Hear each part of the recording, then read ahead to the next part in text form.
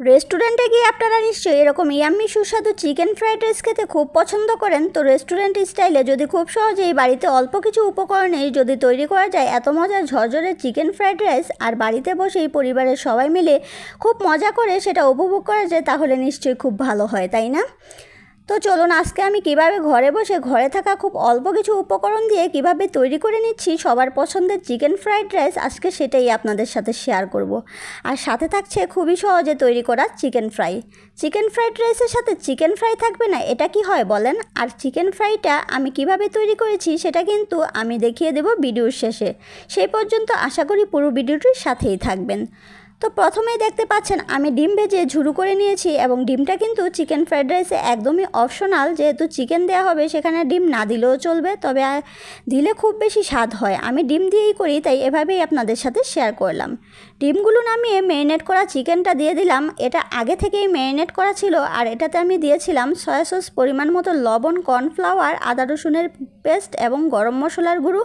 আর এটাকে আমি খুব ভালোভাবে লাল লাল করে ভেজে নামিয়ে নেব। তারপর আমি একই তেলে দিয়ে দেব আদা ও রসুনের কুচি। এতে কিন্তু খুব সুন্দর একটা ফ্লেভার আসে। এটা অল্প করে ভেজে নেওয়ার পর এখানে আমি পেঁয়াজটাও একটু ভেজে নিয়ে তাতে সবজিগুলো এক এক করে দিয়ে দেব।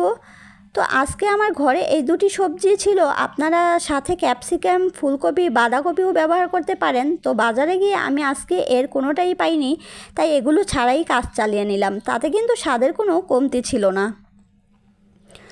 তো আমি সবজিগুলো খুব ভালো করে ভেজে নেওয়া হয়ে গেলে আমি সেখানে একটু লবণ ও ভেজে রাখা ডিম ও চিকেনগুলো দিয়ে আবারও একটু নেড়ে চেড়ে ভালোভাবে মিশিয়ে নিয়েছি, এবং সেখানে সস এবং 1 প্যাকেট ম্যাজিক মশলা দিয়ে আবারও ভালো করে নেড়ে চেড়ে মিশিয়ে নেব কিছুক্ষণ।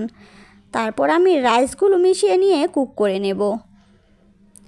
আর আমি কিন্তু চালগুলো আগে থেকে হাফ সেদ্ধ করে ঠান্ডা করে নিয়েছি। রাইসটা কিন্তু একদমই পারফেক্টলি কুক হয়েছিল।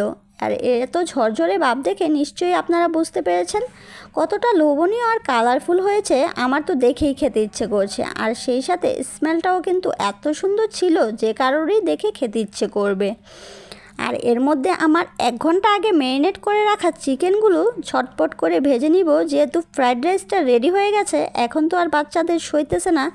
এদিকে জুম্মার নামাজও শেষ, প্রায় দুপুরের খাবারেরও সময় হয়ে গেছে। আর আমার রান্নাটাও কিন্তু প্রায় শেষ পর্যায়ে। আর এটা কিন্তু গরম গরম খেতেই বেশি স্বাদ। আর এর মধ্যেই তৈরি হয়ে গেল রেস্টুরেন্ট স্টাইলে ফ্রাইড স্পেশাল লাঞ্চ। আর সেটা খেয়ে হাজব্যান্ডের প্রশংসায় মুখরিত আমি। আর বাচ্চারা তো রেস্টুরেন্টের খাবার বাড়িতে পেয়ে মহা খুশি। সত্যি খুব মজা ছিল। আর আপনাদের সবার কিন্তু অবশ্যই দাওয়াত রইল। ভালো থাকবেন।